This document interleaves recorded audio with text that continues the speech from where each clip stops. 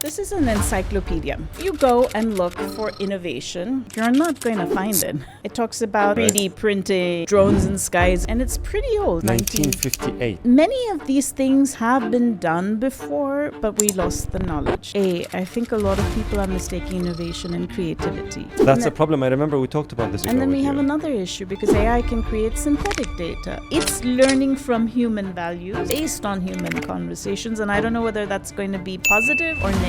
The world right now is reflecting a lot of dystopia. Innovator, author, consultant, Melodena has 30 years of corporate and academic experience. Melodena is the founder of the Academy of International Business, which has been awarded the Dubai Brand Ambassador status by the Dubai Conventions and Events Bureau. Her latest book is AI-Enabled Business, a must for anyone working in the AI space. I'm finding out right now a lot of tech companies are hiring back because the systems are not working the way it is and the knowledge is not there. But it's a technology.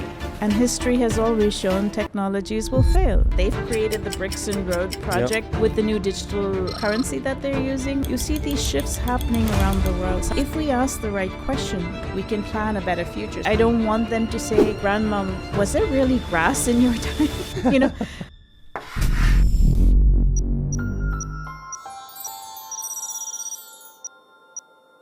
Hey, Melodena, it's been a few years now. Yes, it is. I was really excited and listen, I have to give you credit for lots of things that happened in my life. And this is genuinely from my heart, right?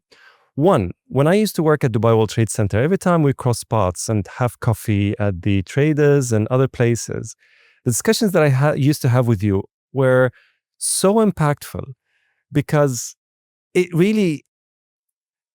provokes the thought, especially when it comes to innovation and AI. Do you remember that? I do. And at the same time, during the deepest, darkest levels of my doctoral studies, you actually offered to help me and you actually read my first drafts of my thesis and provided feedback just like that.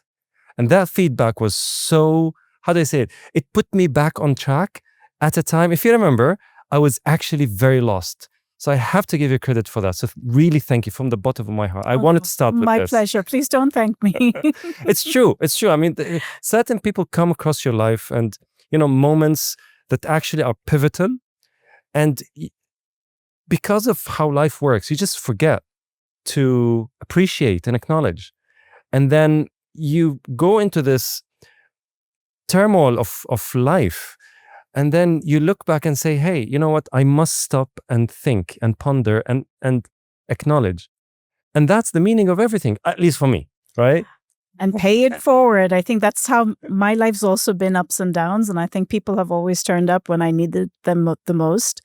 And then you keep paying it forward to the others. And I think collectively what we'll do is create better societies. Exactly. And that's it. That's it. I think this is the essence of everything we're trying to do. But I want to say one thing. I'm very proud of you on this new iteration. I mean, it's a big thing to become an entrepreneur and you spoke about it, but you did it. And so congratulations on that. A lot of people speak, but don't do.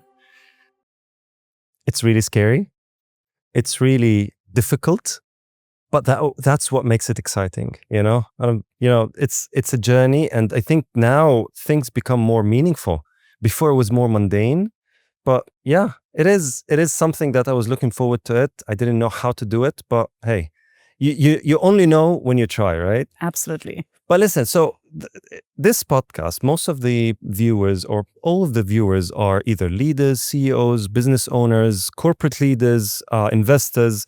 So talking about innovation in AI, which is the topic of today's podcast with you, what do you think the viewers need to know about AI and its current form, and why should they care, in your opinion? Okay, so this is an interesting discussion. I've been thinking a lot about it. So first of all, AI is a technology. We all agree on that, right? And if we go to fundamentals, what is a technology? It's a tool to help humans make their life better. So we've now put AI in a box, what its purpose is supposed to be.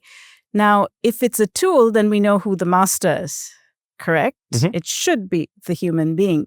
Now, when we make the tool the master, then we have a little bit of a problem. So I think that's the first fundamental thing. We shouldn't lose sight of the purpose of what AI is supposed to do.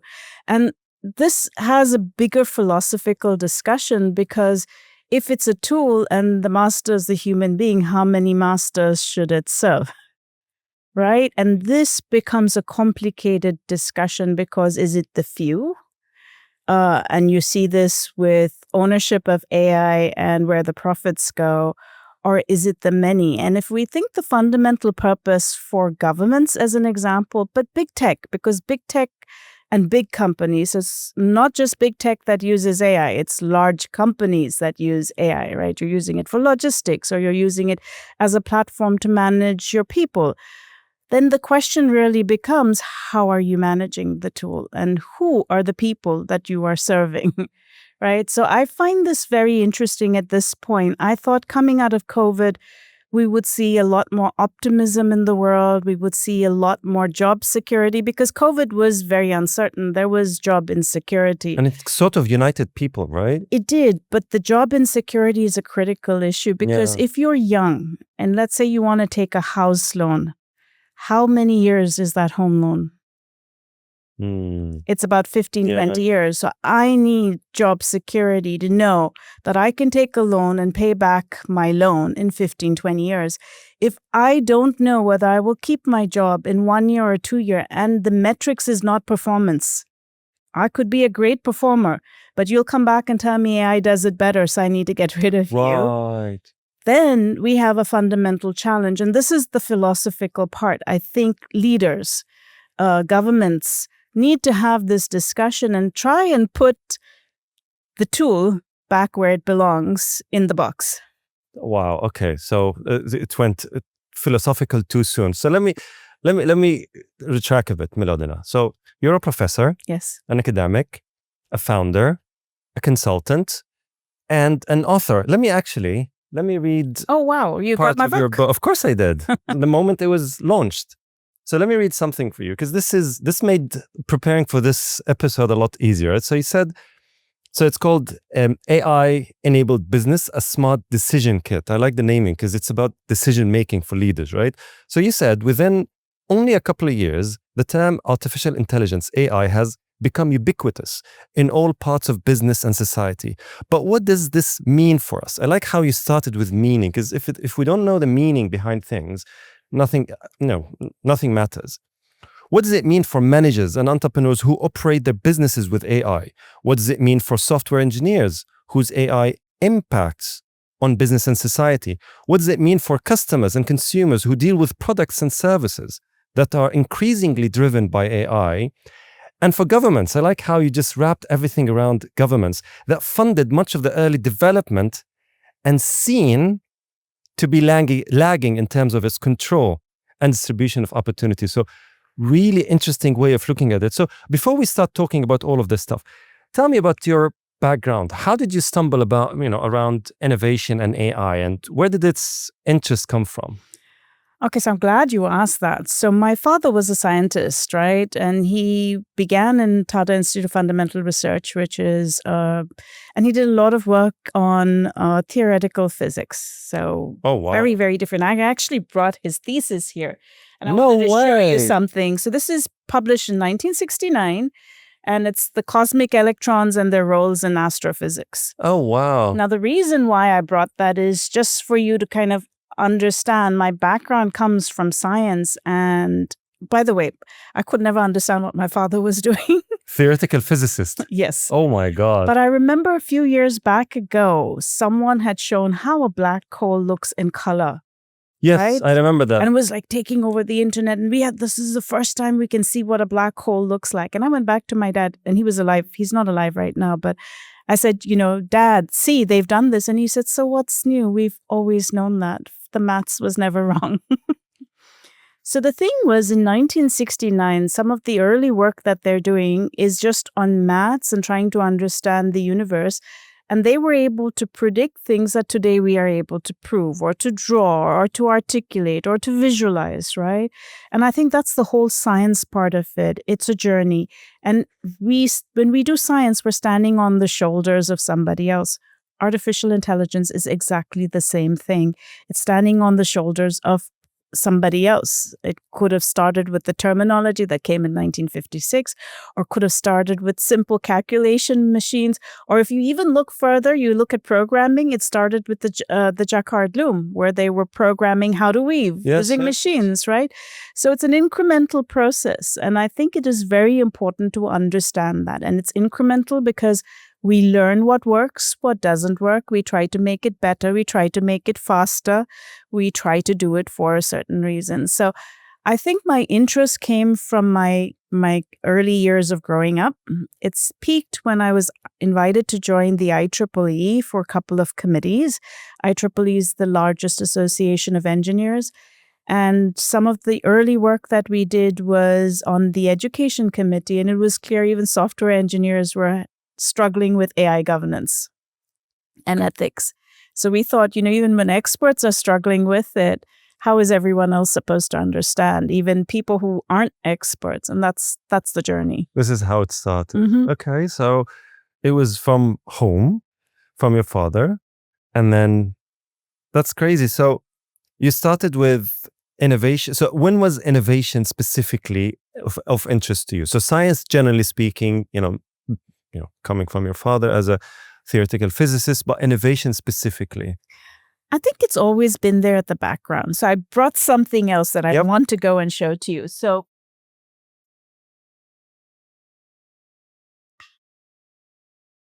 this is an encyclopedia. Okay. Now, when I was a child, if you wanted to find information, you had to look for it in books, right? Or you had to go to the library, old school days. If you were really lucky, there was one source that had everything. Not the internet, but it was called the encyclopedia. Yep. And I have an early encyclopedia. It's a 1976 edition, right? And if you go and look for innovation... That's pretty small for an encyclopedia, isn't it? It's like 24 volumes. Oh, okay. But it's done alphabetically, and if you try and find innovation, you're not going to find it. Oh, really? Okay. So in 1976, it wasn't really a very popular word, enough to be in an encyclopedia. But what is there is inventions. So I'd ask you to open up inventions. And what you might find is actually what the current inventions were at that particular time, right? Okay. So it was, obviously inventions is as old as time, right? But the word innovation or the concept something much, much newer. So I think that's the thing. So if you're asking me when was I always involved, I think I've always been interested in something new, curious about that. But I really started understanding innovations as a subject when I was invited by the Mohammed bin Rashid School of Government to come here and take over the innovation management program. And so even though I was using it, I kind of understood a little bit more about the purpose of creating value. So we define innovation as something that is perceived as new that creates value for its users. So it's very important, the word users. It's not value for me, the owner. It's value for which is the difference between probably an invention and innovation. So okay, let me act a bit ignorant here, because I want to make sure that this episode is kind of targeting everyone who knows or don't know about innovation. So you said innovation is I would paraphrase, a novelty or something that targets the consumers, and you sort of underlined consumers. So what is innovation, specifically speaking, in layman terms? It could be anything. It could be an idea. It could be a process, a way of doing things. It could be a product. It could be a service.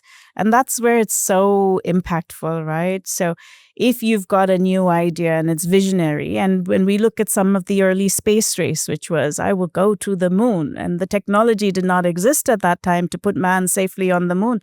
But that's what began this entire space exploration. So it was new. It caught everyone's imagination. People could see the value because it wasn't just about the Cold War, but they could see these new business opportunities coming in. They could see, and I think that's the important thing, right? The value. How do you showcase the value? What does it mean to, let's say, managers and leaders and business owners and entrepreneurs, innovation as a practice or as a concept? It should be a practice, because if I'm looking at it from a business management point of view, you've got a customer, but you've also got employees, right?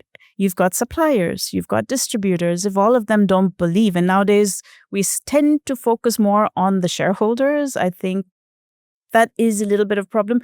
You can see currently right now how the shares are fluctuating. Yep. One day high optimism, next day doom and gloom. That's not any way you can run a business if your future perspective is doom and gloom within 24 hours. So your real users or your real stakeholders will be your employees. And we have seen companies who have given shares to their employees Yep. and done fantastically well, Yep. right? Yep. Like even here in our neighborhood, look at Kareem, right, as an Yes. example. So you want to look at your employees because they have the staying power to stay with you. If you have a vision for 15 years, they will invest for 15 years with you. You want to look at your distributors and suppliers because it's the ecosystem. Yep. When the tsunami came and wiped out the supply chain for Toyota, and 80% of their supply chain was wiped out, they went and told their employees, you have two options. I fire 50% of you, or I keep you and you work alternate days at 50%, half the salary. And what they went and told their employees is, we as managers have taken a 50% cut. I love that. Leadership in action, right? Yeah. And the employees went away and discussed, and they thought that the employees will come back and say, fire 50%. But what they said is, no, we will take 50% cut also. And they said the funny thing was they didn't have to come to work every day, but they came to work every day. And we said, we don't have work for you. So they said, okay, let's work on making things better. And if we could sell the same part to our supplier, but it's cheaper, so he can keep the profit difference and therefore rebuild because they have lost everything. Let's do that. And that's what they did, So you share the wealth with the ecosystem and it comes back to you. I think that's really, really important. That's innovation, leadership, creativity in action together. So for the average, let's say, corporate leader who is grappling with the word innovation, I want to double down on the word innovation because it's overused. I mean, I blame all of those media and others to use innovation on everything, to the point that if you ask people, everybody wants innovation, but only 10% recognize it or are able to actually pursue it. Why is that? What's wrong with innovation? I don't think anything's wrong with innovation. Like you said, I think it's a perception gap, right? So, I think a lot of people are mistaking innovation and creativity. They're not the same thing because when you look at innovation, when you look at creativity, there's no barriers. You like it. It's great because you can leverage it for innovation. But innovation is context specific. What problem are you solving?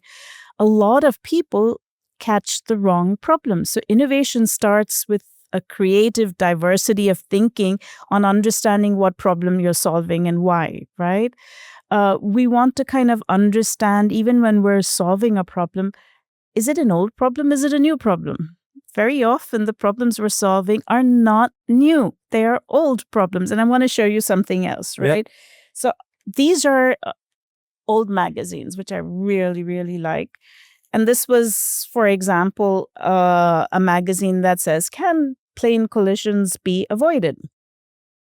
Right? And it's pretty old. I think it's 1958. Right. Oh, wow. It talks about what's next in automobiles, right? Yeah. If you saw the Jetsons, you know that they've also envisioned things cartoon, like 3D right? Printing and, drones in skies, if we want to call that, right? So many of these things have been done before, but we lost the knowledge, either because the books are obsolete, because the people who had that knowledge are obsolete, and because we never valued the knowledge.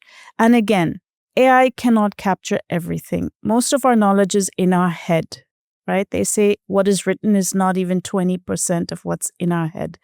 So when we depend, and we see, my worry right now is the generation that's depending on ChatGPT. Yes. So when we're depending on codified knowledge, the danger is we have not understood that there could be much more valuable knowledge somewhere else. And I'll just give you an example. There was a plane that landed on the River Hudson. Okay. Pilot Scully, if you've... Yes, of course. And, he says... There's a movie about it as well, yeah. Exactly. And he was actually blamed because all the AI tools said, no, he needs to go to the airport. And he said, there's no way I can reach the airport. We don't have enough fuel, so I'm going to do a belly landing. And they were like, this is high risk. You could kill everybody.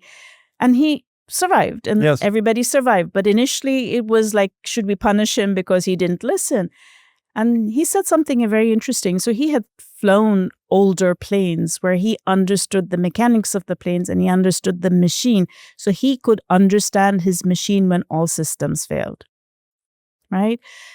Do we have those skills any longer? And that was an interesting discussion I saw recently on Twitter where they said even if we want to bring manufacturing back to US, the skills are not there. We don't have the tooling, for example. All of the tooling is in Europe or other countries. The people who manage the tooling, the skills are not there.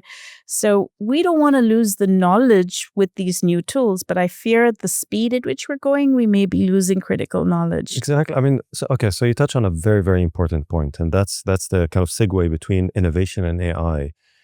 Innovation is, you mentioned 3 concepts, so I'll just double on that a little bit and then jump into AI. So you mentioned creativity, you mentioned problem solving, and you mentioned inventions. And all these 3 together come up with innovation. So you start with creativity, but then creativity, if it's not solving a problem, then it's that creativity. But if creativity is solving a problem and benefiting a consumer or an end user or someone who will actually benefit from solving this problem, because there are problems that even if you solve them, it's irrelevant, no one cares. But if it's solving actual problem and elevates people's lives and lifestyles, then that's innovation. People are willing to acquire that piece of innovation to enhance and advance their lives. And that's the concept of innovation. It's very similar to, or let's say the process of it reminds me of design thinking, would you say? Yes. So I would say we need a mindset change. So you need mental agility for innovation because failure is part of it, right? You can't always succeed, but if you have an organizational culture that punishes failure, that's a challenge because you then tell people it's not okay to take a risk. And then Which part? So this is the creativity part. I would say it's a running thread, Okay. right? Okay. And then the other part is not just that you punish people for failure, then they don't tell you the lessons of what they've learned. So basically, the organizations are doomed to repeat the same mistake again and again because you only want to show what worked, but not what didn't work, right? So I think it's very complicated. If you truly want to build an innovative organization, you need a mindset change where you accept failure, you accept diversity of thought, right? So that means I put something out there, it's working, but then the context changes, it's not working. So it's not a failure technically, but the context has changed and I need to go back and reassess, reevaluate. But what happens is we treat it like the elephant in the room and it becomes too big to fail. So we keep dumping more money and more money and more money. And then we think, oh my God, maybe it will work. I just have to crack the code. Well, and people will be afraid to actually voice out any issues because otherwise they're failure. And so, okay, that's interesting. So you linked leadership, culture, and innovation together. How are they connected, in your opinion? I mean, you mentioned that leaders will give people the safety of failing and obviously risk-taking. And that is the formula for innovation. Without that, innovation cannot happen. I do believe so. So I want to give one more example. A lot of the fruits of today's labor were sown 40 years back ago. Right? Also, that's how research works. So it Wow. comes from basic research. So if you take mRNA vaccines, which we have so much hope on, we're hoping currently it will cure cancer and, so many of the genetic diseases. From that technology, you have to go back 40 years back ago and you have to look at, how they decoded the DNA gene, how they found out how medicines work or how you can transport these things, how you develop CRISPR. So there's so much of disciplines coming together. And that's where I said governments actually fund. But today, because no corporate will be able to fund that because it's not long term. Yeah. And it's theoretical. It's like my dad saying Yeah. many years back ago, this is what it looks like. And I wanted to show something. It's so my dad actually started with balloon flights. So this is just, this is a picture and it shows balloon flights, right? And the instrumentation was huge. They couldn't collect data in those days. So they would send these instruments up into the atmosphere to collect data and then bring it down. Technology changed. We now have satellites who can do that with less interference, right? So you've got to understand we are, again, building things today on the backs of somebody else. And if you don't put money into those fundamental building blocks, we're going to have a very shaky foundation. And I think that's the most important thing. Nanotechnology began with a theoretical paper. And Richard Feynman, he was a popular physicist. And I have 2 of his books that my dad used to use, and it's lectures on physics. Again, from 1960s. Feynman, wow. Okay. Okay. But he wrote a paper and said, why can't we have, he talked about the fundamental structure at creating things at level of an atom. And that's how so much of investment came into nanotechnology. In Germany, they called the industries and said, can we use this new technology? And the paint industry said we could. The pharma industry said we could. The automobile industry said we could. And it took a 30, 40 years journey, right? We need to also have that. So I think it's great. We're depending entirely on one particular tool to spur the creativity.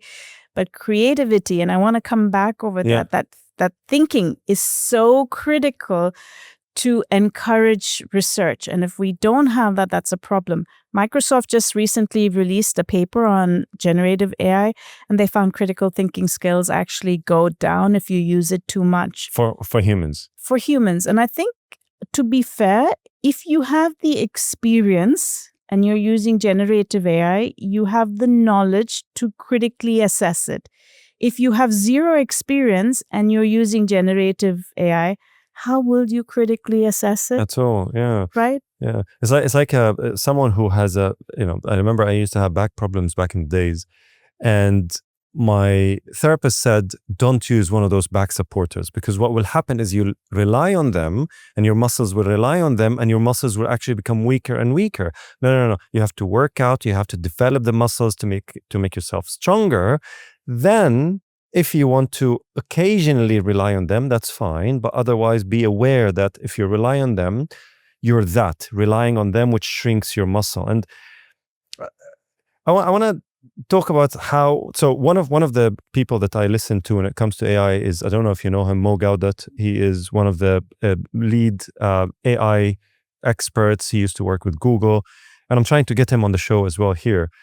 And he thinks something differently. He thinks that AI now, it's becoming more creative in a dangerous way, and it can actually replace human creativity. What do you feel about that?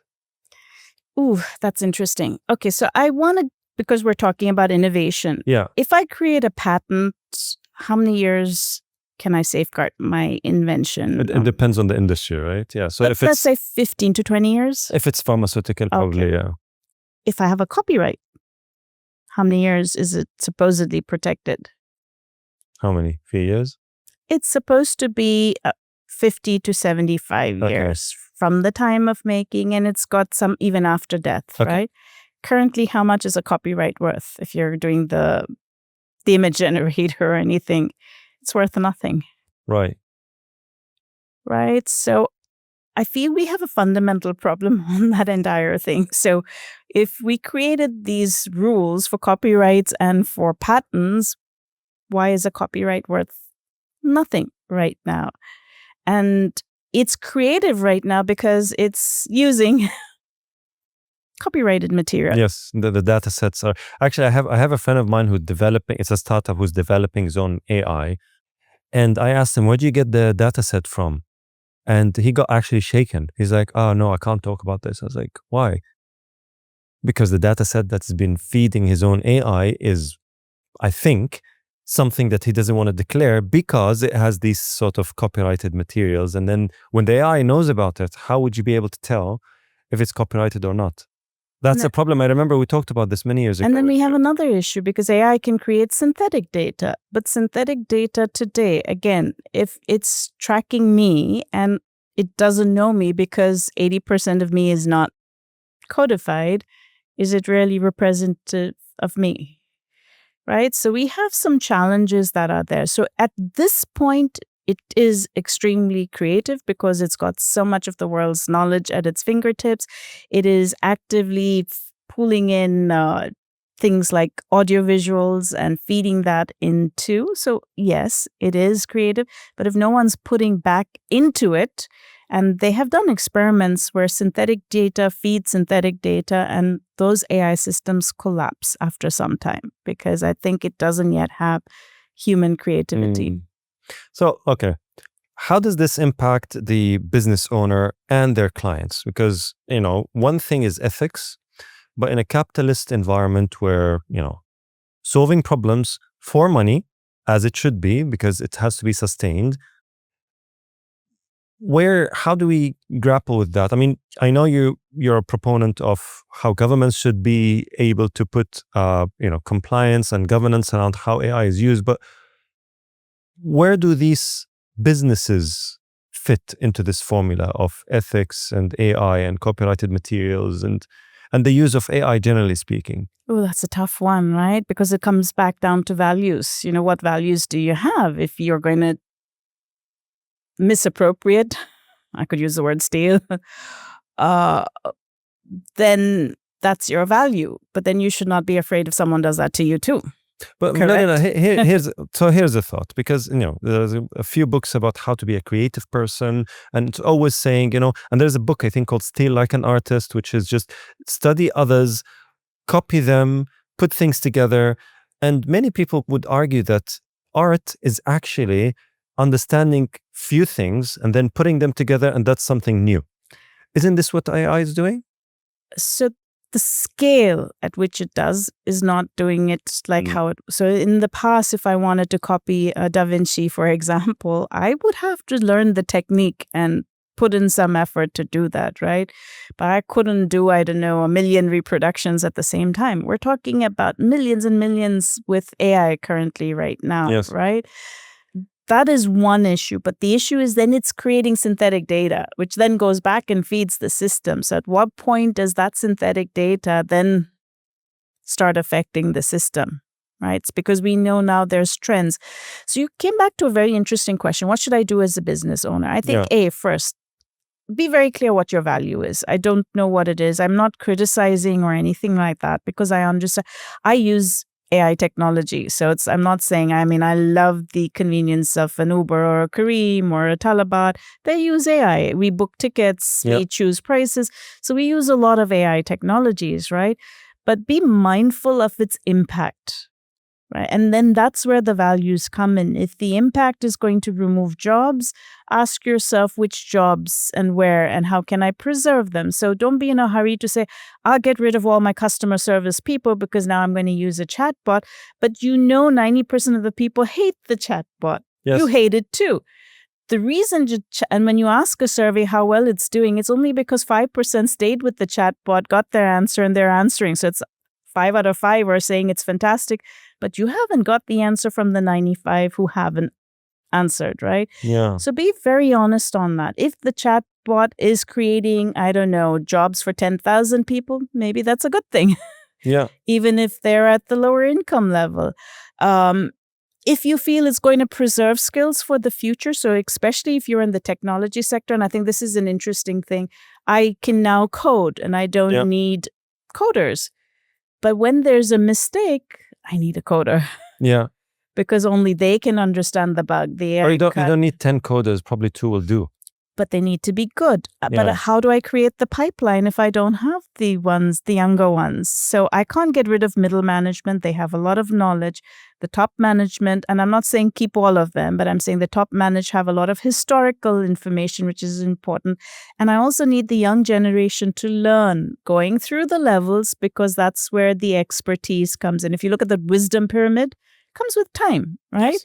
So I need to create the pipeline of talent. But if I'm suddenly going to say I'm going to go and get rid of 50% of X level because, you know what, it's going to cost me a lot of money, I'm finding out right now a lot of tech companies are hiring back that level. Because they fired too soon, too early. Because the systems are not working the way it is and the knowledge is not there.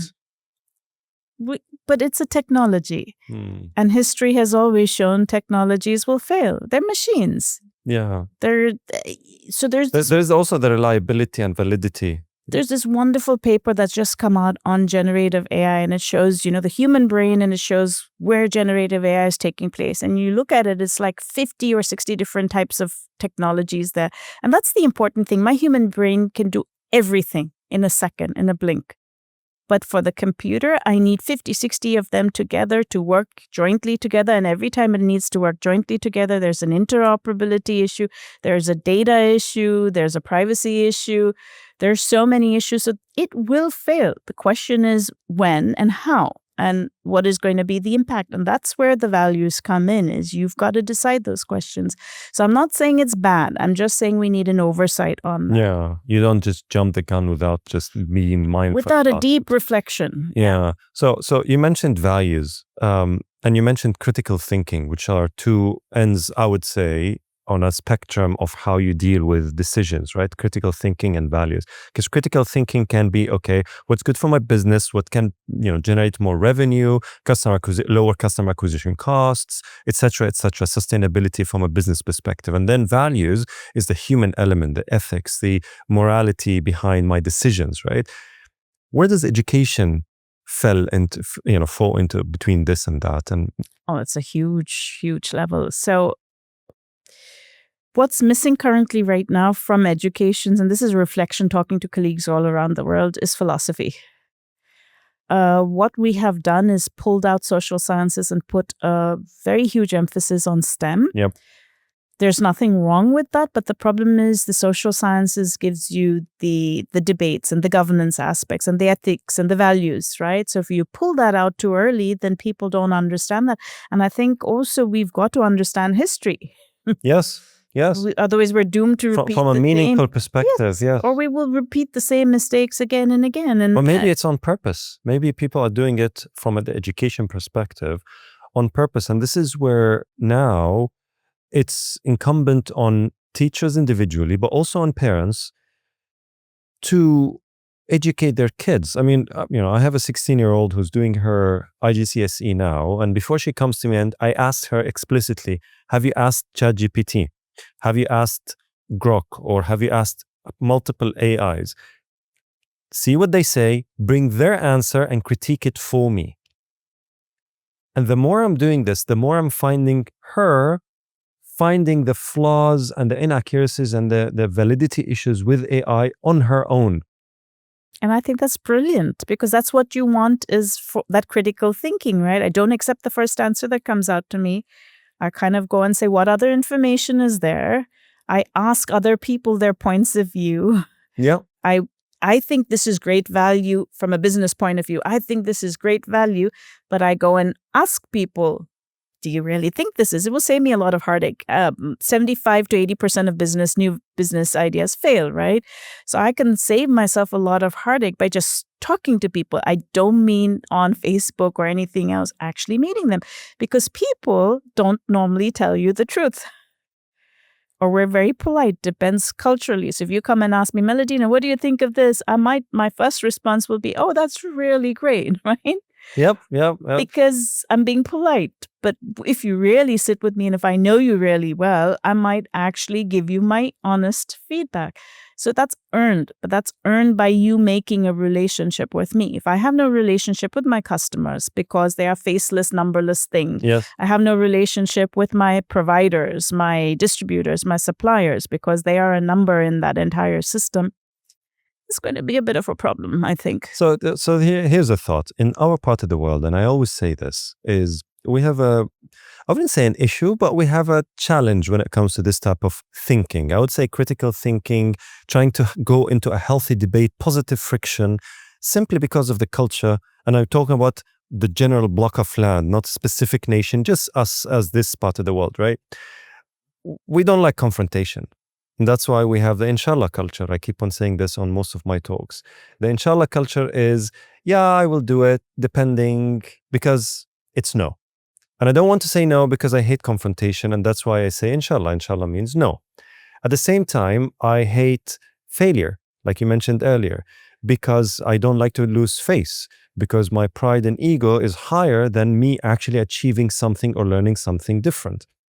Now, when that comes in, when you have the ego, when you have the pride, when you have saving face, when you have, confrontation, avoidance, when you have all of those cultural traits, how can we grapple with critical thinking and positive debate? I'm glad you asked that. So I moved here in 2004, and I was asked to teach at the University of Wollongong at that particular time, and I realized we were using management books from US and Australia. It was very frustrating for me seeing the region, and at that time I was interested in Palestine and all these other areas, and you see it was so dynamic, and there was always these challenges, and It's very charged, isn't it? there were no answers in these books, right? And I remember having one of my first interviews with Fadi Gandour actually, and asking him, like, what do you do? Because the management books say if there is a crisis, a threat of a bomb or things like this, you close the operation and you send everyone home because your employee safety comes first. And he said, Melodena, they need food to eat. What we do is we create a network and a system where people will tell us where not to go. So we protect people, but the operation runs so we can ensure that they get salaries and they have food to eat. And I thought this was so brilliant. This is not in any management book. So I started writing case studies, right? And I would go to companies and say, can I document your case studies? And nobody wanted to talk about failure. But what I found out was if I changed it and said, can you tell me how you succeeded despite a setback? People spoke about it. So there's ways of framing failure. And that's one of the first things we do in class also is like, what are other words for failure, right? Why do we have to use a word like failure? I can talk about it as lessons learned in my journey of life. Yes.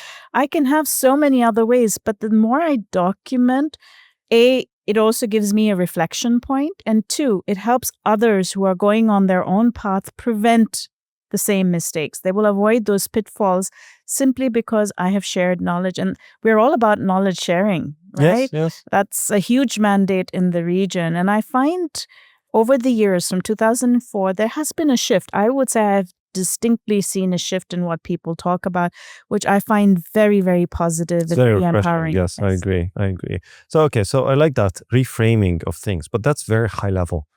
I mean, for the average person, an employee, a manager at in an organization, like you said, if their leader is, I wouldn't say authoritarian in the traditional sense. I would say it in the respectful sense. Again, this part of the world in our region, spanning from Jordan to Saudi to UAE to Egypt, we have a certain respect for authority, and that's a good thing. It's sort of looking up at a patriarchal, respectful way.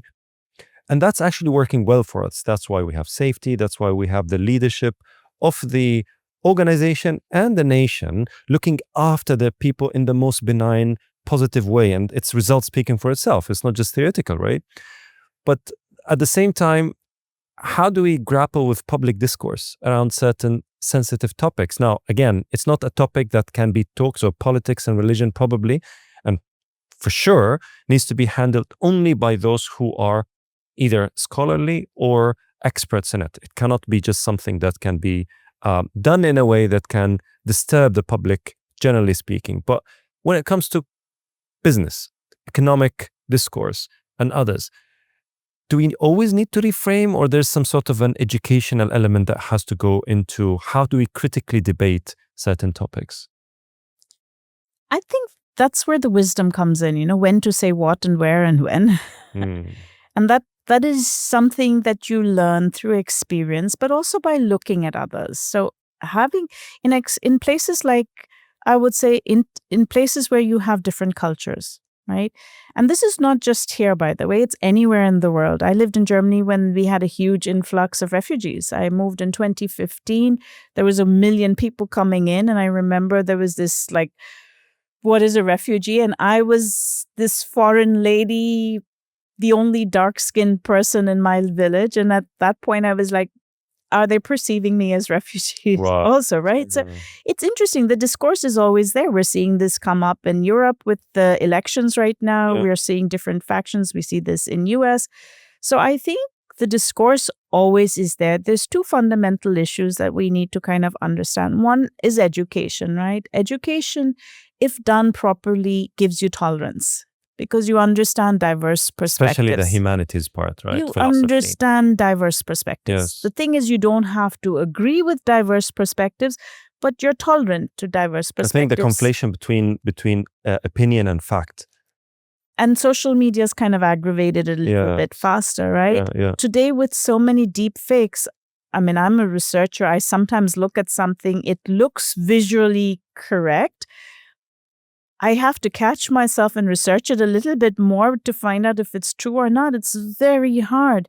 But we have no laws posting fake content on social media, for example. It's okay. Is that creativity when it's portrayed as news and it's spread somewhere? So I think it's a lot more challenging today. And so the ownership goes on education. So that critical thinking piece on parents and society, it's not a government's job. It's not a business Yes, job. Unless you are in the business of that, yes, then you need to think again, what's okay, what's not okay, and put that in. And I think that's the whole discourse. We are at a point in time where the change is so rapid. Yep. Whether it's, and we're talking climate change, geopolitics, technological change, right? There's so many things happening right now. We don't have the experience on how to navigate that. For all I know, I keep telling my kids, I got these technologies at the same time you did. Yeah. So I am learning with you, because they once said, but Mom, you never taught us. And I was like, I We're didn't know learning together, myself. yeah. Exactly. So sometimes I have to learn from my children, and they're much younger than me. And sometimes they're learning from me. So that's a huge change from the past, where we only learned from our parents and what they said was the rule kind of thing. Is now I need to learn from my kids, because I don't have the skills sometimes to navigate some of these newer things. I'm not even aware of them because I'm not on those sites. My kids tell me that. My students got me on Facebook first, Wow. So I have learned through the years that you need that kind of interaction, but that requires a different sort of person. And I come back, mental agility. Complete mindset change, exactly. Because if you're thinking that because of the fact of your whatever certificates, age, experience, titles, accreditation, then you should always be the source, then that's a mindset that will always hinder critical thinking and even public discourse or even debate. Because if you come at a place where, oh, he's a 20-year-old, what do they know? I'm a 40, 50-year-old experienced researcher, academic. For sure, I know much more than they do. That's it. That blocks everything. And that goes also for organizations. I'm a leader, I'm the CEO, or I'm the director of this department. For sure, I know more. Whereas now your team might know far more than what you do by mere fact of them being exposed to certain elements of the business through internet and social media and AI that you don't do. So let's drill down on businesses.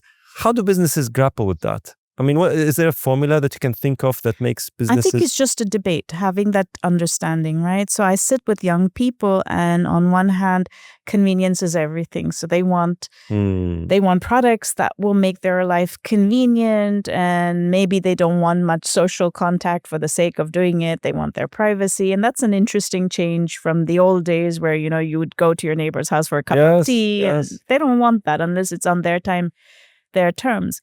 But if you think it's important for society, so from the long term, you think that the pandemic of loneliness is coming and maybe the social fabric is breaking, so you need contact, then you build your systems around that. And you have that healthy debate with the young people, right? You have that debate, you get them to buy in, you experiment. And this is where prototyping becomes, you prototype within a small environment, see how it works, and then you scale. That's a good way of doing business. We have now reached a point where we scale immediately without prototyping. OpenAI is a great example. They've released it, 2 million people, and now it's too embedded to go and remove, right? Yes. But it should you can't yeah. But Google and all said they had the technologies. They just never released it because they wanted to prototype it and test it in smaller. They didn't think it was... Because there's the social element, the psychological element, the human element that cannot be tested. But you can see the age difference between a CEO of Google and someone from OpenAI as an example. But how do you cannot stop this, because now the AI war or anything related to development and innovation, I mean, now governments are really subordinates to this type of thinking. Because now, okay, let's say the UAE. The UAE said, you know what, we're going to put the brakes on AI. We have to prototype it. You have to go through the stages of testing and, all the kind of different elements of signing off from one stage to the other. And you have the experts in there. Boom, next day you have the next door country. You just released it. how do we? I think it's unfair to say governments are responsible because it's businesses that are releasing it. But would There's you a trust businesses? that's the interesting thing. It's the businesses that are releasing it, but it's the consumers that are adopting it, right? So we need a whole of society kind of change. I think it's not enough How to say practical is that? so let me ask you this. Have you ever had training when your daughter went to school on AI technologies? No. Maybe that's a great place to start. If you mandate, for example, every school must have parents sign off that they've understood that children should not be alone with, let's say, character AI, because we just saw a young 14-year-old boy commit suicide in US because he believed character AI. And the interesting thing is the AI never told him to commit suicide. The AI said, come join me. Right? I find that so fascinating because they had built the safeguards into character AI, should not talk about self-harm, never said the word. The child interpreted, come join me. Why was AI blamed? Because of the relationship the child had with the AI. The right? unsupervised relationship the child had. And the parent assumed the child was safe at home. The parent knew the child was home, spending more and more time, moving away from the friends. We all assume our home is a safe place. Yeah. But today we are in that unique situation where we have invited strangers to our home because of AI. There are many parents who allow their children to play games like Minecraft, thinking it's educational. Yes. And I'm not blaming again Minecraft or any Roblox or any of these games. They're good games if they're supervised, but parents allow their children to play with them unsupervised with players from other places without asking where the server is, who's vetted, the game, as an example. So I don't blame them because we've not taught them. But if we need a whole of society, maybe it starts at schools when children get enrolled at schools. That would be a great example. Maybe businesses have a day where they have these questions and, about technology, like, is Zoom keeping my records and what can it do with my records? Does it have access to my face and my voice? Because you just need 10 seconds of my audio visuals to now create a deep fake. So I would like to know that. And I want to know who has my back, but I don't know whom to ask. So I think the questions are a lot more where we have, and that's why the book was written.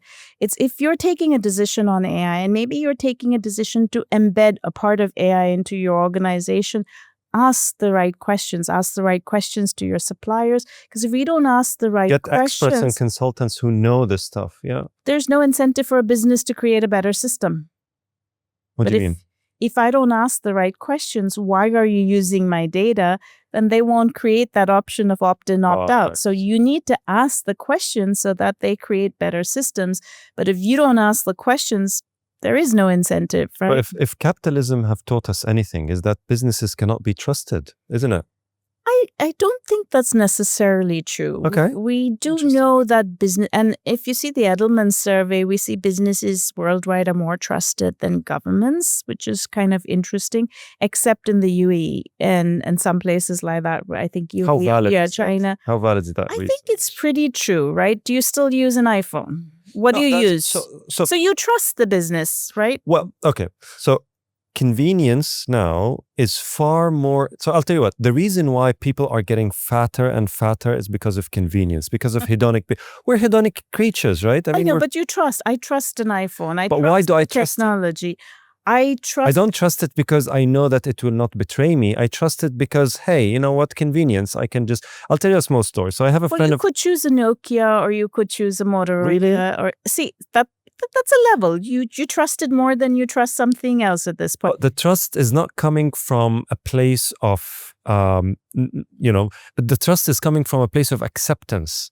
The trust is coming from a place of, you know what, I know they're doing fishy things, but hey, I can't live without Google Maps. Google Maps have more convenience than me not using Google Maps, therefore it's fine. And that's the sentiment with people. I mean, you know that now there's the consent, and most people know what their data is being done with, and yet they are okay with it because they are accepting it. So when I lived in European Union, what I really liked is they simplified consent, so it was it was just 3 sentences, either yes, no, and they could not take away services if you But refuse that's to why give your Europe data. now. But that's why Europe now is behind on almost all And metrics. that's an interesting debate. Who sets these metrics up, right? I've Economy. met somebody Dominance, hegemony. exactly. So I think that's an interesting debate. When I was in Germany, I met what they call the golden middle, right? Right. These are number 2, number 3 companies. They don't aspire to be number 1. They're quite happy there. I met a lot of startup founders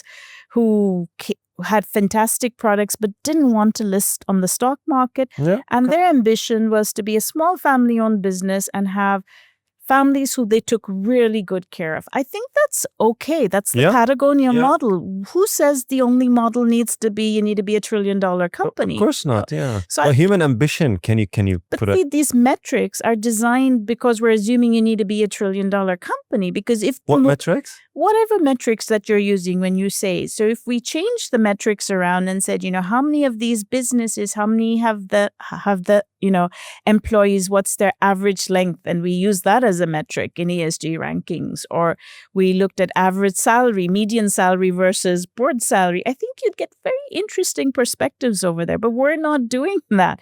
So it's not that we can't change, but we have to ask the right questions. If we ask the right questions, you create a shift, right? Again, on that whole debate with European Union and other places, I'm not really sure I agree with that totally. So on exports itself, European Union does 70% of its trades within EU, right? They do very little outside. Take a country like India, which has for years been secular and still has a lot of those elements inside. It will do well irrespective of tomorrow if something happens because it's not totally dependent on the rest of the world. Right. So I think you've got to kind of understand in this world, China's already saying that they've created the Bricks and Road project and the Belt and Road project and doing fantastically well with that. And now with the new digital currency that they're using and trade, you see these shifts happening around the world. So I think if we ask the right question, coming back to innovation, we can plan a better future. So innovation also requires us to do a little bit of future foresight, right? And what we are asking is don't just think about where the next buck is coming from. Yeah. Think about impact on people, because at the end of the day, most of our religions put people first. Of course. So think about people, think about the planet, because there is no other planet we can go. I mean, Mars is great, but I don't think we can take 6 billion people, 7 billion people to Mars. So this is the kind of place we're stuck in to live. And I don't think I'm going to face too many issues in my lifetime. I worry about my grandchildren, right? I don't want them to say, oh my God, grandmom, was there really grass in your time? Did you actually have fruit that you plucked from, the garden outside, or is everything grown inside a warehouse? You don't want that kind of. So if we sit and have a discussion on the values right now, we can build better systems, because I think everybody wants a better life, right? But we need to have those conversations with young startup founders, and young startup founders under tremendous pressure for profits. We know this, right? By everyone, right? Right. So by investors, by their own partners, and that's what I want to say. I don't think it's the small investor. I think it's the big investors that put that. Yes, right? yes, I agree. But that's their life cycle when they go into. You can change the stock market laws, can't you? You could, but listen, I'm a very pragmatic person, but at the same time, I'm very spiritual, right? So everything you mentioned now is absolutely how things should be. We all aspire individually to be good, to be moral, to be righteous, to do, to make decisions that are not based purely on profit. But then we get hit by reality. I'm a startup who tries to be good, but then, and build my own AI and do all testing, and then boom, OpenAI started, and everything I've done for the past God knows how many years and all the investments is obsolete. And now I have all my investors, all my partners, everybody that knew about my project is knocking on my door and hammering me because I didn't do what OpenAI did. And guess what? I'm out of business.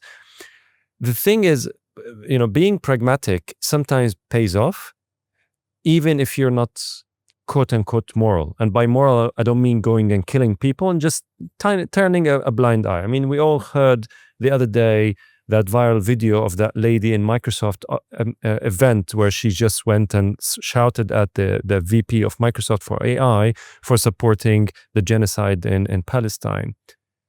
And yet people sleep at night. And again, you would think about the moral quandaries and the moral dilemmas that you would want people to think about, that you and I think about day in, day out. But then the pragmatism of how the world works is completely different. So, I mean, the thing is, are we going to be okay as human species with AI? Yes, because we have an incredible ability to survive. So I think that's the main thing. AI is a technology that might work brilliantly and may not work brilliantly. Time will tell, right? And we will have lessons from that. Mm-hmm. We're not using the same cars we used 40, 50 years back ago. We have new types of vehicles. We're doing okay. But is the traffic worse? Are there more pedestrian killings? Yes. Are we okay with that? Unfortunately, yes. But it's convenience, right? But also there was a time when you never worked further than, I don't know, maybe 1 kilometer from work and you Right. walked to work. That's not the case any longer today. So we're seeing changes in society, and that's why I said systems thinking is such an important part of innovation, right? I want to come back to the issue you mentioned about pragmatism. If you are getting into the business, you need to survive and you need profits. The question is how you build those profits and from where they come in, right? And that's an individual choice, and you will make those choices. It may not matter when you are small, and let's say you trial tested for a small group. The problem comes when you scale. So I don't think it was an issue by itself, OpenAI releasing a component and it got accepted by 1 million. The problem is when you scale and you insist it's the right thing and you keep growing without understanding some of the guardrails you need to build in. At that point, it is not ignorance. You are doing it deliberately, And right? that's the pragmatism of the world. Yes. And I think large technology companies have choices to make because based on which country you're based in and things like that. So, and then as an employee, you make a choice when you join a company on when to speak and when not to speak. So there's all these very interesting, complex variables and dynamics. Exactly. That play into the right? final. These kind of things wouldn't have been in social media in the past. Like, right, today, everything is about a movement in social media, right? So I really feel like we are at this very, very difficult time where we have too much information and too little knowledge. Yes. Right? And that's the critical thinking piece. We're smart, but not wise, right? And that's also the challenge for any business leader is navigating that. And nothing we would have taught you in schools or universities will prepare you for this navigation of how do you navigate. So, I mean, unless you say in a meeting, put all your mobile phones away, but then you allow it because you hope maybe you're getting some good positive exposure on social media. So you don't know when it's going to flip, right? Yeah. That's the challenge. And I don't have an answer for that. Again, we're all learning on this together. But we are at that point where the technology adoption is so fast and so rapid, we need large-scale literacy. And that's where a lot of the dialogues are going to happen. I mean, I'm happy we're having this conversation, but it should be happening in every home. Yes. Right? Parents should be having this conversation with children. Parents should be having this conversation with their friends' parents.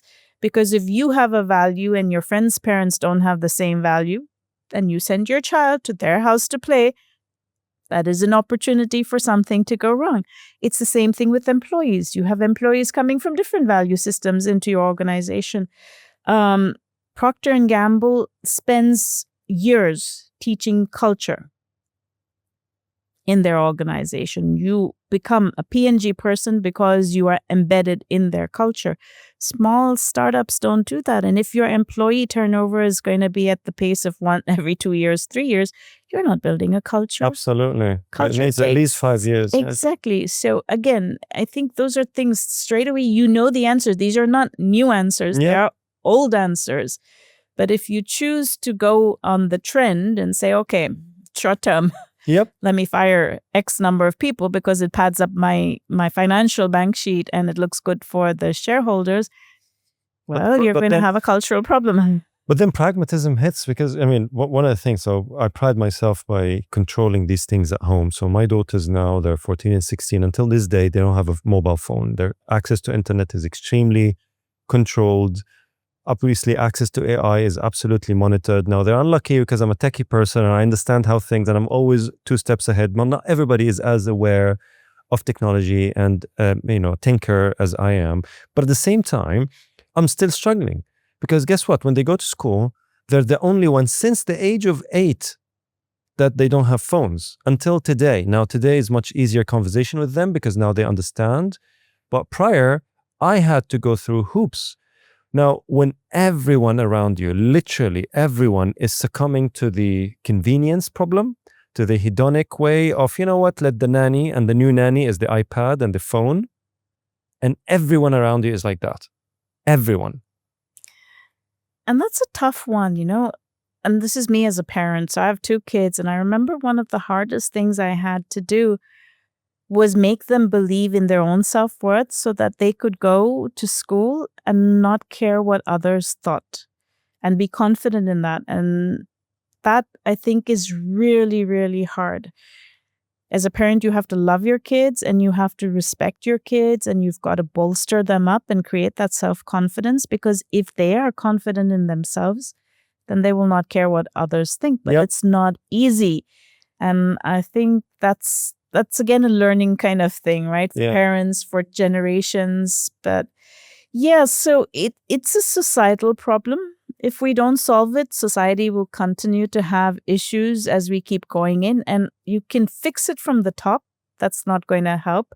Businesses will always find a way to exploit what consumers want. That's what they do, exactly. Consumers want convenience, and they want, like you said, and if we're training them on an iPad, so if you're introducing gamified learning in school too early, you're teaching them hedonism, right? You're using that, for good purpose. Because they're now doing the rewards, incentives, gamified kind of learning. So their brain is getting rewired like that. We have a new book called Anticipatory Governance, and one of the authors actually speaks about, AI in education, early childhood education, and the effect on brain.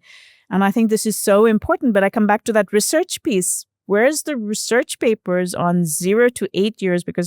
And we know now brains develop much more than 8 years. That was the initial kind of dialogue on how it's rewiring brains. I mean, the neuroplasticity and how things just keep on developing. Exactly. So if I train my kid rewards because he's doing gamepad and, instant gratification, sort of that dopamine hit that what he will want, and he will tend to gravitate, to social media or Instagram or TikTok or whatever, because he's getting that hit all the time. And that's why we have, and I say this all the time to everyone I coach, I mentor, I work with, we have an extreme problem when it comes to consistency and discipline. Even someone who is actually at the top echelons of whatever, they have a problem with consistency and discipline because they are hooked and high on dopamine hits, even for the good reasons. And they're always motivated. Like I know a friend of mine who's really, a leader in the organization.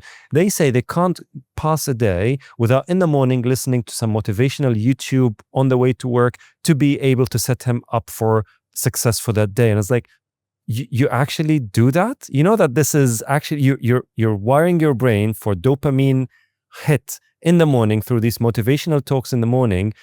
What about discipline? What about consistency? What about you trying to have a choice and take ownership of that choice intrinsically, not extrinsically? And he didn't know what to say. He's like, but that's how I reward myself. And that's how I motivate myself. And I'm like, that's good. I mean, if it works for you, that's good.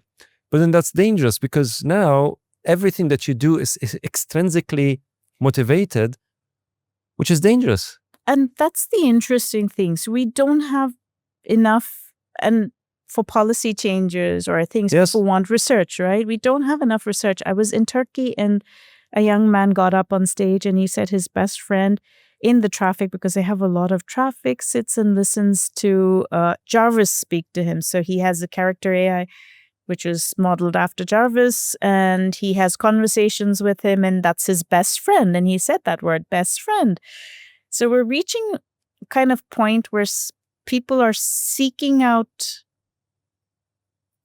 artificial intelligence because it doesn't contradict with you. It mimics you. It seems like it gets you because it's just, playing off of what you like rather than representing the real world. And that sets you up for a little bit of a failure because the real world is complicated. People are complicated. Yes. I like you, but you like me, and there are going to be things that you don't like about me and I don't like about you, and we might have to have an argument or a disagreement, and we have to confront it. I can't block you and say I've canceled you or whatever. I have We to be walk okay. away. We have actually to seek it. Right? So, but that entire process of how you do that is something that you learn through your childhood. I met a child in the lift in my building, and this is post-pandemic, and I said, "Oh, you have lots of friends to play here?" And she said, "I don't have any friends to play Oh my in God. the building."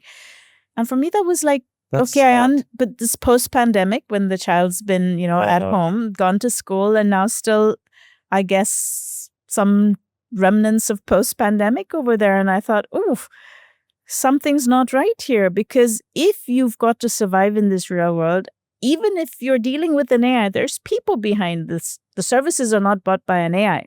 It's people with the money that they earn that are buying it. I don't know if that will change in the future, where an AI agent will buy things on your behalf, but then you'll be lonely. Have you seen the movie Surrogate? No. It's a Bruce Willis film where Oh, yes. I remember. Yeah. everybody it's quite lives old. life Yeah. through Yes. a AI bots, right? So We have a lonely epidemic now, and it's getting increased day by day. People are getting more and more, like every time I walk into the elevator in my building, I say good morning, and I can see and I can attest to the change between 20 years ago and today, and how people are just willing. And by the way, the younger the people, the lower their tendency to actually open a conversation. The older they are, the more they're welcoming conversations. I can see it day in, day out in my own building, and I live on the highest floors, so I have enough time to open conversations.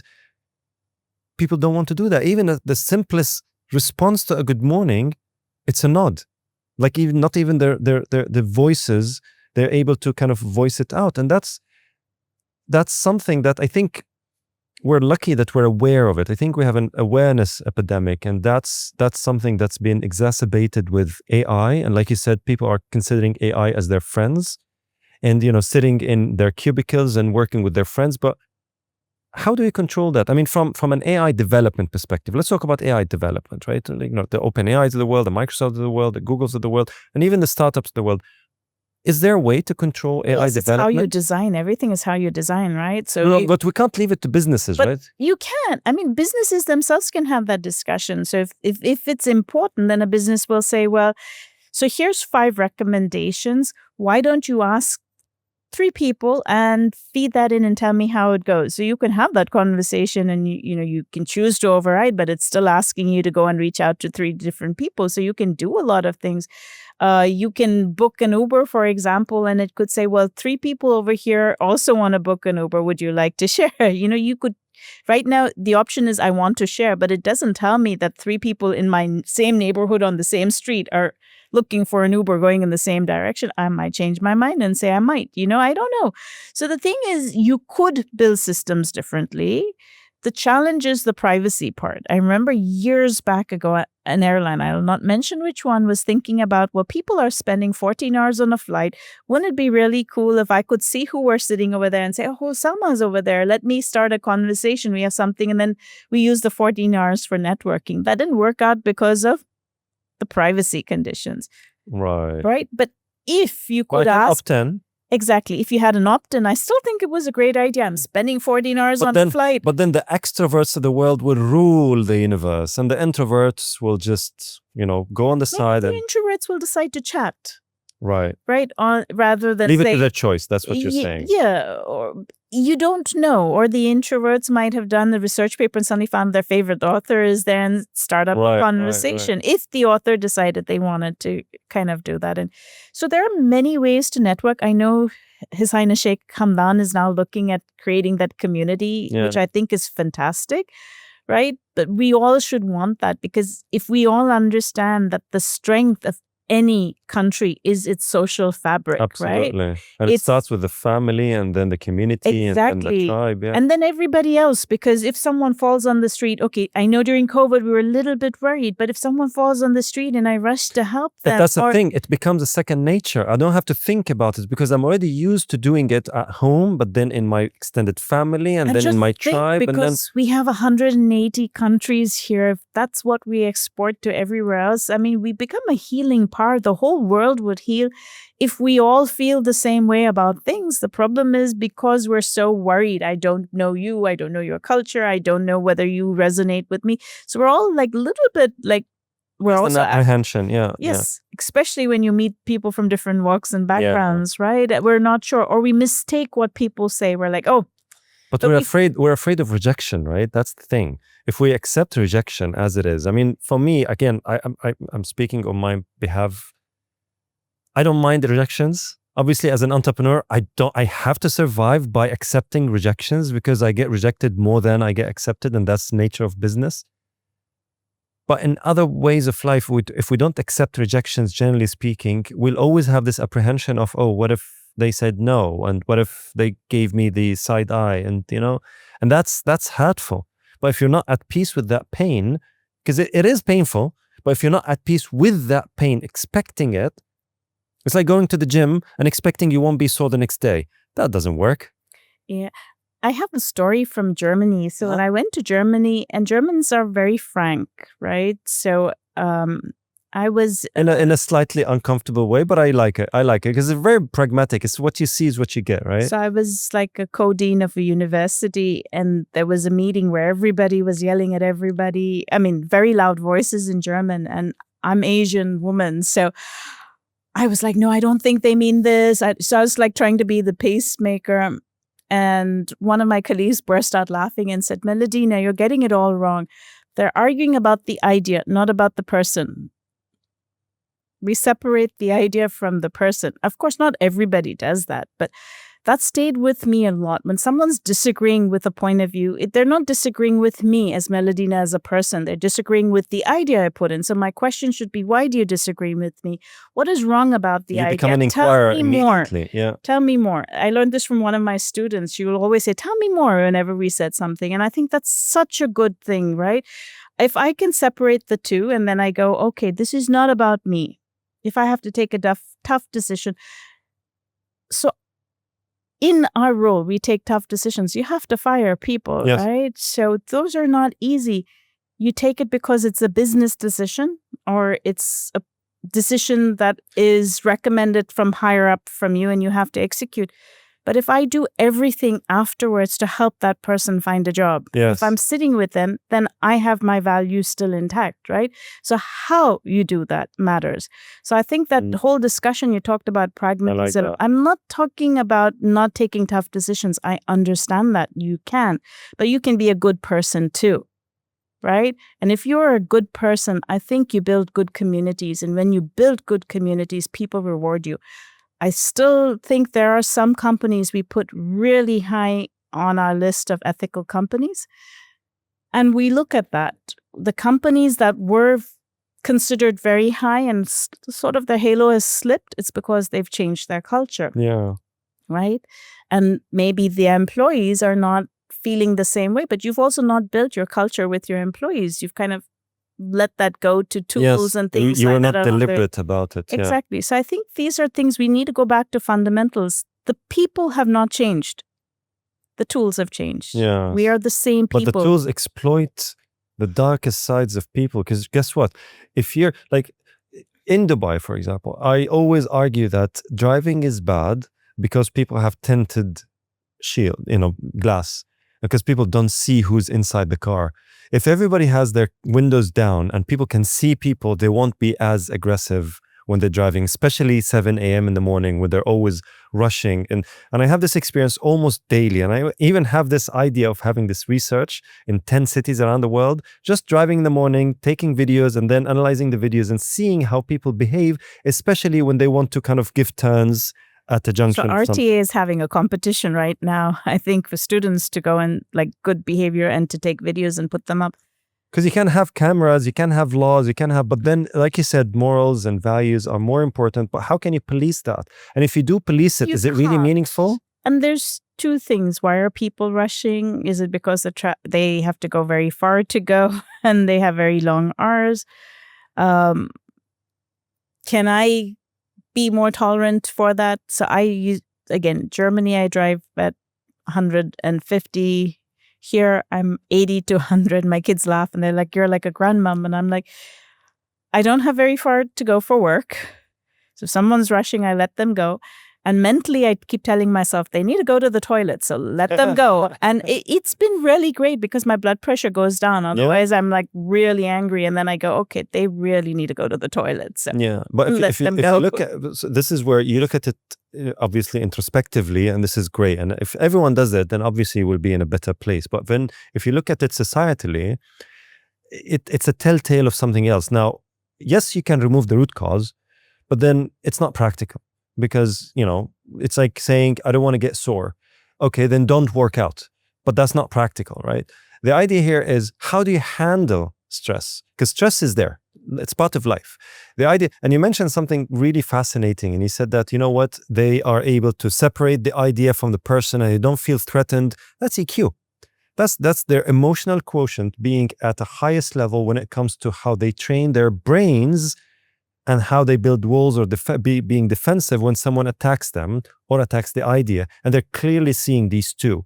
And that's my thesis. My thesis is we are going direct at critical thinking, at debating, without even addressing what is emotional quotient and how we are able to teach people to say, no, be aware that they're attacking you as a person. And of course, you have to stand up for yourself, or they're attacking the idea. And that's completely different. And also, but see, I think you also need to know culturally where you stand. I was in Germany, so that's their culture. It's fine. If you came here, that's not acceptable whatsoever, right? It would not be acceptable in Japan. It would not be acceptable in China, as an example. So it's the cultural awareness that you have is really, really critical. And if you are in international business, you cannot say, I did not know. Right? You have, and I think it's better to err on caution. I have lived here so many times, and sometimes I still make a mistake, and then I will say, please forgive me. I was not aware of this. Is it a mistake? It doesn't hurt for me to say, please, it's a mistake, right? Or I can say, don't use the word mistake if that's something I was not aware. Can you tell me what I should have done so I don't repeat it again? People appreciate that, right? Yeah. One of the challenges I will just give from my own background, I have lived in India, in UAE, in Germany, in US, in Taiwan. So culturally, I'm very familiar with many cultures. Oh, wow. East and West, right? Still very hierarchical versus very comfortable. Still, I will make mistakes. Yeah. Because I meet other people from different cultures. I perceive that they're American and I treat them like American, but maybe they are more, I don't know, Asian than they are in some ways. So you will constantly make mistakes. This is normal. This is human. I don't think there's anything wrong with that. But the ability to then go back and correct yourself. So if you keep doing it again and again and again, okay, you don't want to learn. Yes. Right? This is the learning You mean curve. being attuned to the culture? Yes, but if you make a mistake, it's okay. And what if the culture is so pervasive that it stops you from having any meaningful discussions, and you're always on the edge of your seat trying to think? I think you can always have, but you have to build the trust, right? And that takes time. There's no AI for that. No AI is going to build you trust in 10 minutes. I'm sorry. If it is, it's lying. But people require time. I'll always ask that, who do you tell your secrets to? Your friend or to a total stranger? Right. Sometimes people choose strangers because they think it will go away and then they're never going to meet them again. You don't have the judgment problem, right? Exactly. And then you assume you're not going to meet them again. But hey, if they've got a camera and they've got AI, maybe that's not necessarily the case any longer, right? So you've got to be careful what you say, where and when. So a lot of this is, okay, so as a business leader, coming back you're doing innovation, you want critical thinking. I saw one of your podcasts was on mentors. That's a great place to go and get Yes. critical thinking.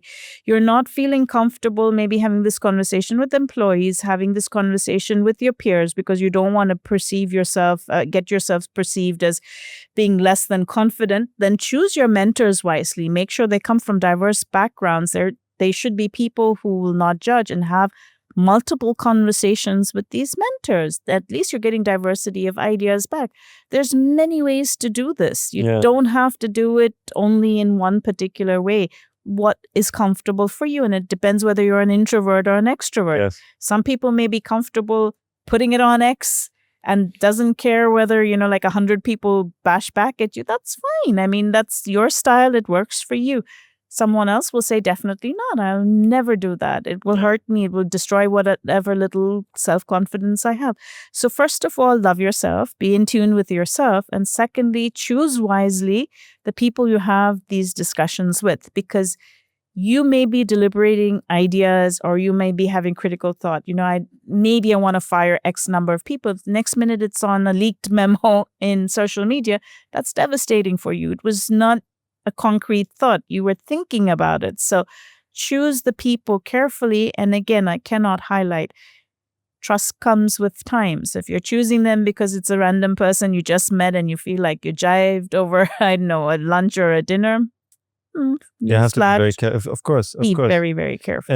And when it comes to organizations, again, it's the level of EQ, and there are many, many, many ways of you trying to assess the level of EQ in the organizations. And then there are many trainings and many mentors that you can use and work with to elevate the level of EQ, the understanding of exactly what the idea is, the concept is, and myself, and you don't feel threatened. And I always go back to saying, the more educated you are, the more knowledge you have, real, true knowledge, not information, and I'm quoting you here, the knowledge, the more wise you'll become, and the more secure you'll be. And that's the essence of it. If you feel threatened easily, then know that you don't have enough knowledge, and then you have to work on your education.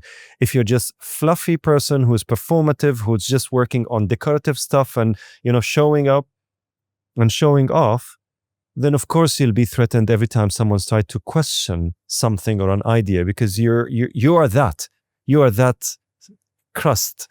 But if you're actually substantive, if you have the knowledge, if you have the education, that's why the most brilliant discussions I have is always with academics, because those people are always, they're like, no one can shake them if they're actually truthfully substantive and they know what they're talking about. Even if you try to object to them, I love objecting with academics, because the way they always come back with, okay, like you said, they become immediately an inquirer. Like, okay, especially if it's a meaningful discussion, not just someone who's trying to show off, right? So it's always gone back to education. But then coming back to AI mimics, because it mimics humans. And everything we talked about now is human behavior, human sociology, human psychology, the way people behave in certain situations contextually, the choices that they have, which in the most part now, based on our discussion, it's not very appealing, it's not very positive. And the problem with this is AI will mimic that. And what you said now about how AI will just say the things that I want to hear. And therefore I love it. That's why I hate talking to AI in the traditional way. I always say, be pragmatic, don't give me any compliments, don't do this. Like in my prompt, I have to add this sort of line, because otherwise just say, oh, excellent thought. And oh, I haven't thought of this. Oh, you're right. I'm sorry. And keeps on apologizing. And I hate that. I know that it's not being, I wouldn't say truthful, because obviously it can't be truthful or lying, but it's just that it's not, the information is not valid, it's inaccurate. Can we pull the plug on AI in case it went to a direction where humans are going? Is it possible? What do you mean by pull the plug? Stop. You mean it. like super AI comes in and like Terminator? Whether metaphorically or physically, can we actually stop? It's such an interesting discussion, because on the super AI, I was right now Davos, and I think Jan LeCun talked about, his perception of when AGI will happen. And then there were others who were like, oh, the Anthropic CEO was like, it's going to happen in 2 years. So let's take a step back.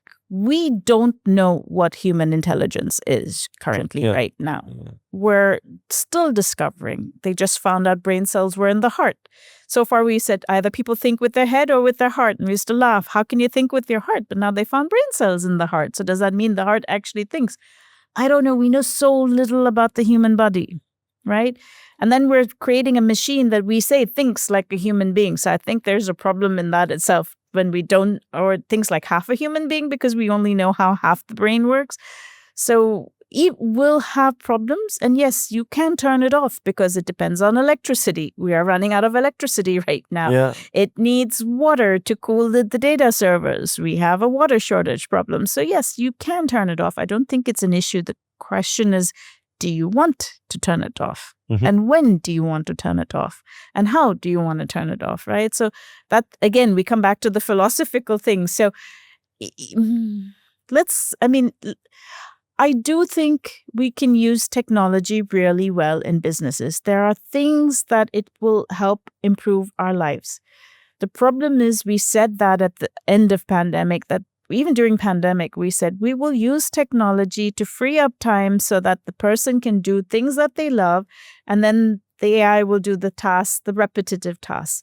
What we ended up doing was we fired a lot of people, and I feel like they are working much harder now than they were before. The conversations I have everywhere, and that's what, is people are working much longer hours, actually. So the promise that we said, and this is the value part, the companies who promised this know who they were.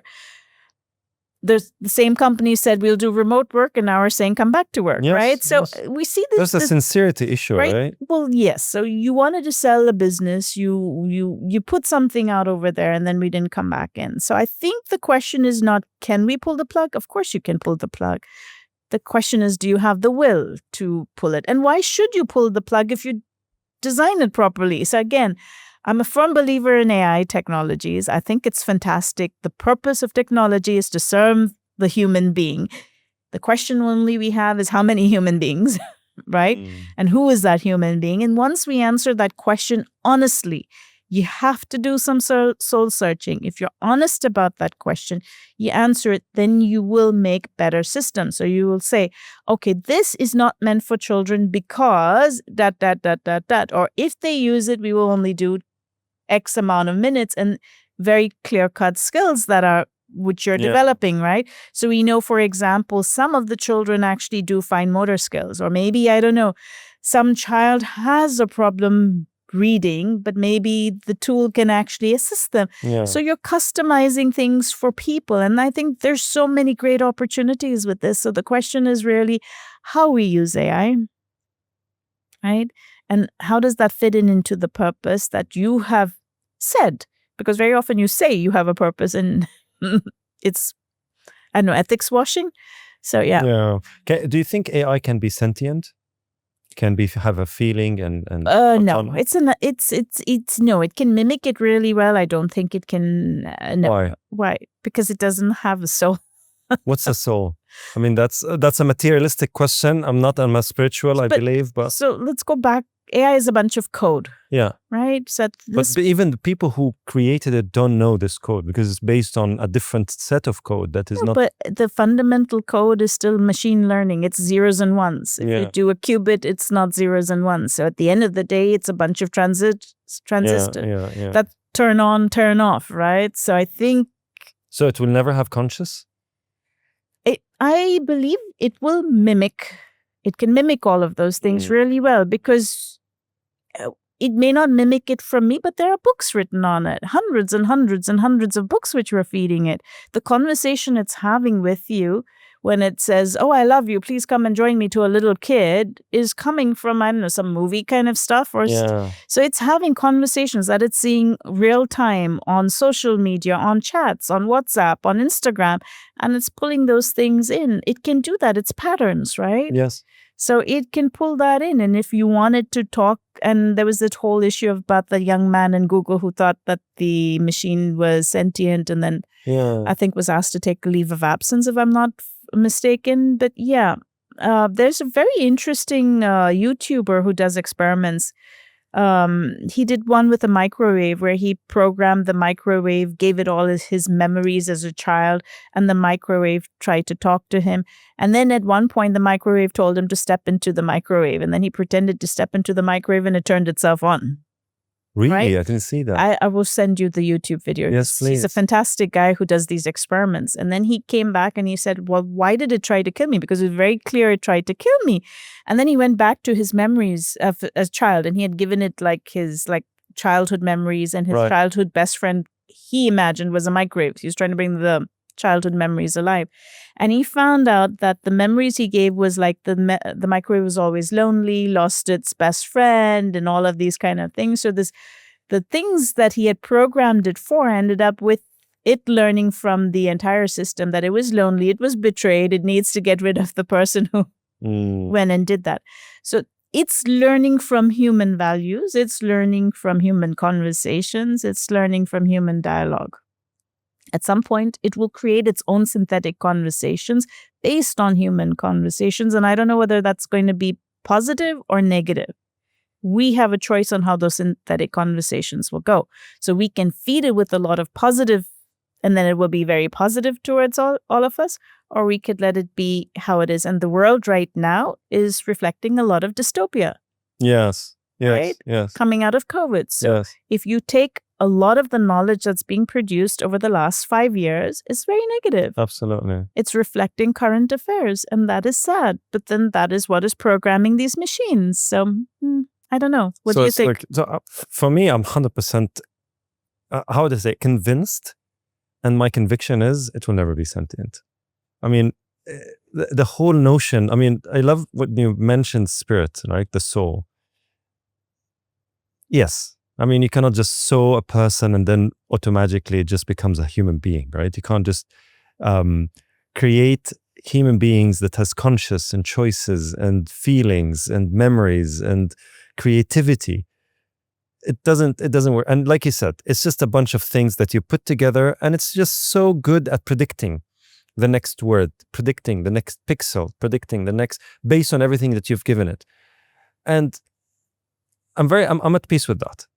So it cannot be sentient in the traditional sense. It might be sentient in the programmed sense. Like when you talk to ChatGPT and just gives you things that blows your mind. Like, yeah, of course it will blow your mind. It's like bringing a caveman and showing it that you can watch a TV. I was like, how is that possible to them? So yeah, I mean, it's not. So you have to also think of how AI is being used across the board. So yesterday was a very interesting post on the dire wolf. The dire wolf is an extinct animal which they have brought to life by using CRISPR technology, but they've also used AI. So they've created dire wolf DNA, put it in a dog, and it's had 2 babies, which they say is the first species of an extinct species come back to life. It raises such interesting questions because now, is it really 100% dire wolf? No, because you would have to add other bits of DNA, which they've used predictive analysis. So again, you're using AI for this to create the dire wolf DNA. It was extinct for a reason. The ecosystem has moved on. Now we're going to reintroduce it into an ecosystem. That will be very interesting to see. But we've been doing this with plants. Yep. Right? So plants are designed for that. I mean, you can have a seed. You can have a seed that has... We're doing a lot of GMO, which is genetically modified food, right? We're doing this with animals too. So fatter animals. So so this is my belief system, right? There's a massive difference between humans and everything else. Because animals, plants, and others might have a spirit, but they don't have a soul. They don't have a choice. I wasn't talking about the spirit. I'm talking about how we're changing the ecosystem. Right, I think so the choice part, and we're religious, if we believe in souls and things like that, but then we also believe that we will be accountable for our actions, right? So that's the values, and that becomes an interesting perspective, because if we're also custodians for this world, then what happens to this world? Because the world's entrusted to us. Yes. And if we are in a position of power, then the people below that are entrusted to us, right? So I think that shifts the conversation slightly Absolutely. differently when you think about spirituality from that point of view. Now, when you meet someone who does not believe that and puts the machine there instead of a higher being, God, as an example, then that's a slightly different conversation Absolutely. that's there. And the logic falls apart. You see, the thing is, I always have interesting discussions with atheists, right? And I love these discussions because they're thought-provoking at myself, right? Because belief always comes after doubt. And if I'm convinced and, let's say, secure about my belief system, I should not be afraid to have those discussions. So I always ask them, as an atheist, if you don't believe an afterlife, why wouldn't you go after your own best interest all the time, every time? Why wouldn't you? I mean, yes, you want others to be good, but what's the absolute logical explanation for why would you not go after your own absolute self-interest? And that discussion always falls apart in their logic because there's nothing.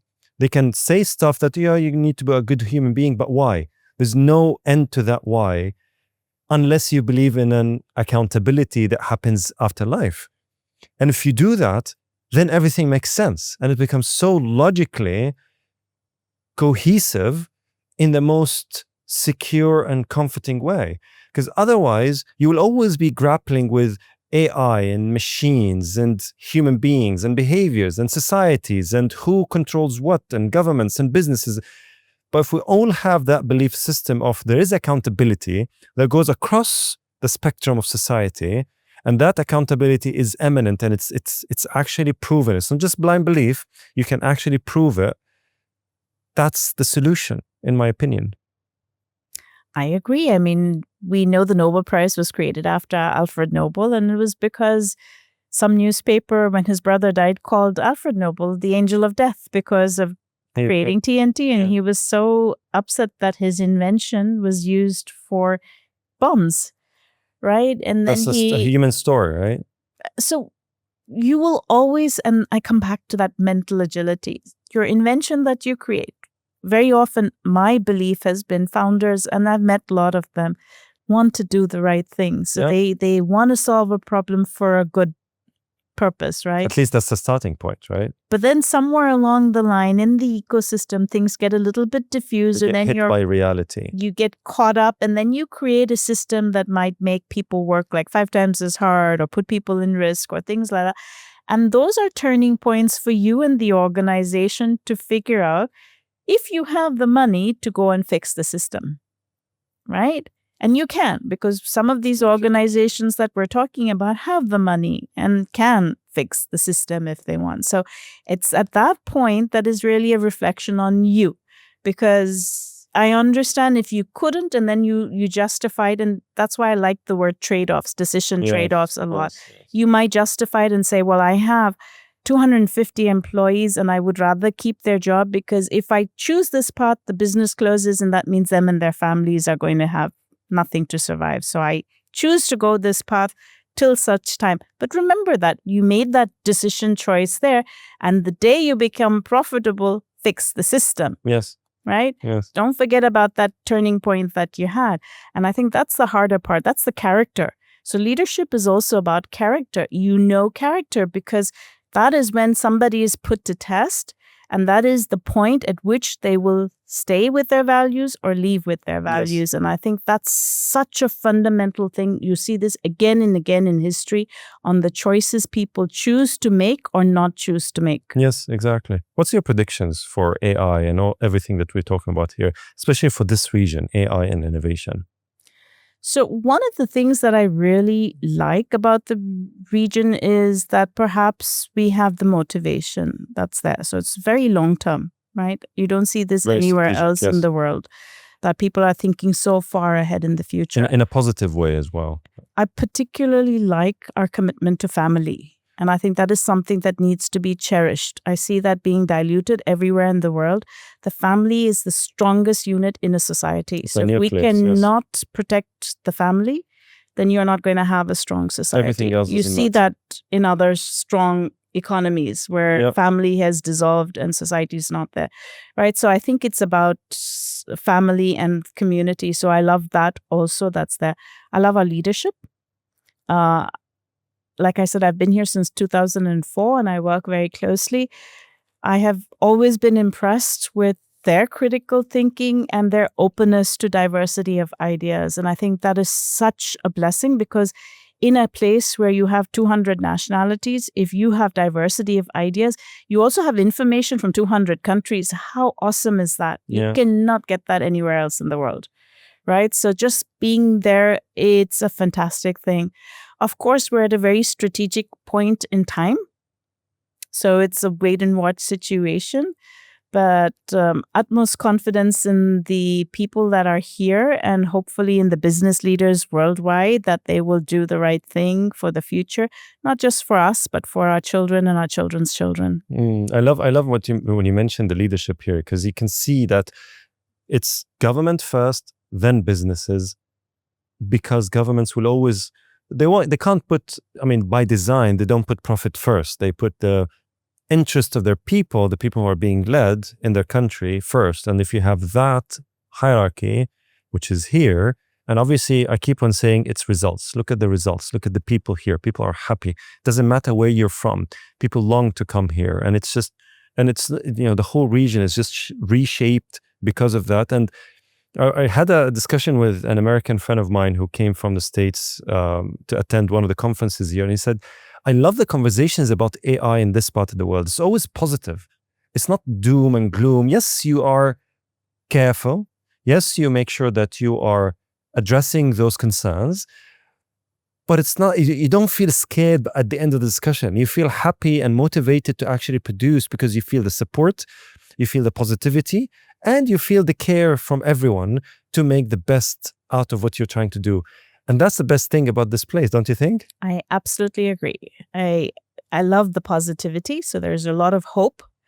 They named the first satellite also Amal, right? Hope. Yes. So I think hope is a resounding theme. If humanity is doomed if we don't have hope, right? Absolutely. And that's what helps us kind of build new things. And I think that's where AI comes in. It has so much hope. It can cure diseases. Yes. It can create a better world. But then at the end of the day, it is human ingenuity and innovation and skills and talent that will design the AI. So it's really, really important that we're all on the same page. And what's your, let's say, recommendation to CEOs and let's say corporate leaders, generally speaking, when it comes to AI?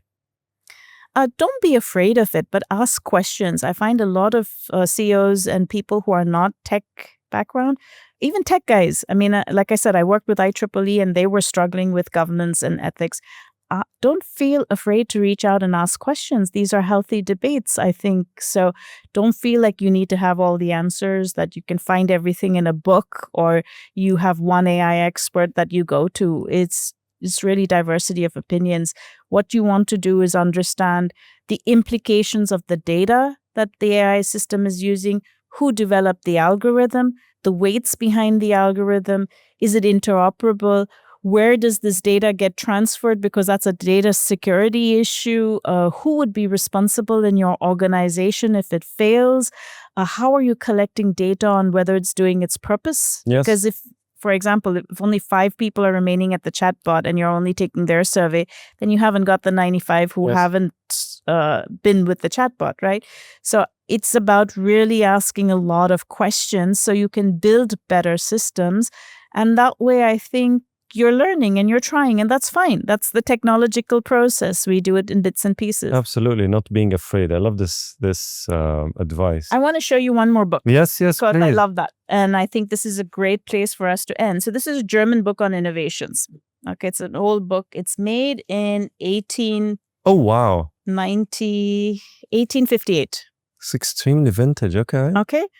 But what I want to show for you, and I think this is Arabia, is pearl diving. Oh, yeah. It is definitely, it looks like it's from the region and it's pearl diving. Yeah. So- That are people with kanduras and head Right? covers. So for me, again, this thing is, I cannot reiterate it enough. Talking to people on technology, also talk to old people. You might get fantastic insights. And you asked me right at the beginning how I started on this journey. I wanted to share one private story. So my dad did these massive computer programs. And I remember as a young child, he was using punch cards, these giant Yes, yeah. computers, right?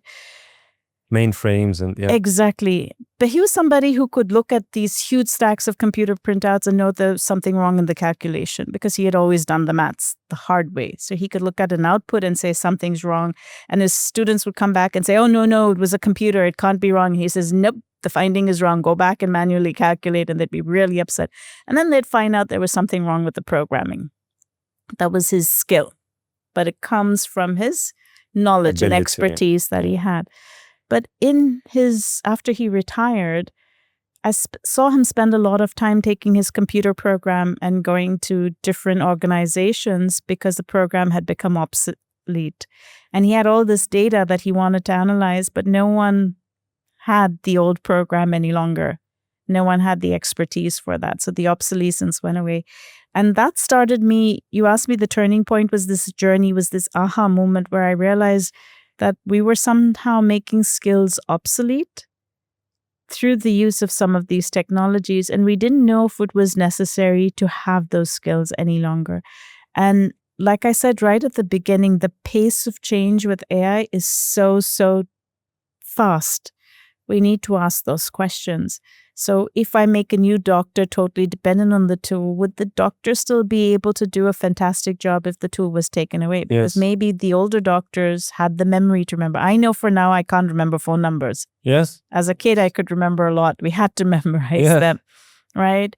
So we need to ask ourselves those questions on what skills should not become obsolete, that we should retain despite everything. Exactly. And make sure that when we build the AI, we still keep those skills because it's important for the future survival. It all goes back to, I think, the two elements, education and EQ and ability to kind of separate the person from the idea. And then on top of that, you have positive friction and public discourse within the organization, outside the organization. This sort of friction will get you the best results, and then ask the experts about the results and then see what best suits your organization. And if you have those layers set in this order, then definitely you'll be able to have the skills, you'll be able to have the immunity system, and you'll be able to have everything that you need to sustain any calamity that can come your way, whether it's from AI or otherwise.